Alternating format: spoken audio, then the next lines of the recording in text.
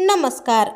Marathi सिनेविश्वातील evergreen चित्रपट म्हणून ओळखला जाणारा सिनेमा म्हणजेच माहेरची साडी. या चित्रपटात भालचंद्र कुलकर्णी, अजिंक्य देव, रमेश भाटकर, विक्रम गोखले, अलका कुबर, उषा नाडकर्णी आणि आशालता वाबगावकर अशी तगडी स्टारकास्ट आपल्याला पाहायला मिळाली होती. परंतु या चित्रपटातून घराघरात प्रसिद्ध झालेल्या एका ज्येष्ठ मराठी अभिनेत्याचे अचानक कर्करोगाने निधन झाले हे अनेक मराठी प्रेक्षकांना माहीत नाही. मित्रांनो, ते भारदस्त व्यक्तिमत्वाचे अभिनेते म्हणजेच रमेश भाटकर. रमेश भाटकर यांनी आपल्या शारीरिक आणि अभिनयाच्या उंचीच्या जोरावर कमांडर आणि हेलो इन्स्पेक्टरमधील पोलीस अधिकाऱ्याची भूमिका चपलकपणे सादर केली होती. त्याच ताकदीने नाटक, चित्रपट आणि मालिकांमध्ये लाल्यासारख्या अन्य भूमिकाही त्यांनी अजरामर केल्या होत्या.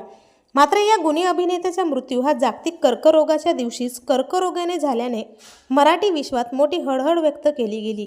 3 ऑगस्ट 1949 रोजी जन्म झालेल्या रमेश भाटकर यांनी गेली 3 ते 4 दशके अभिनयाने प्रेक्षकांना मंत्रमुग्ध केले होते. हेलो इन्स्पेक्टर, कमांडर यांच्यासारख्या मालिकेत ते महत्त्वपूर्ण भूमिकेत झळकले.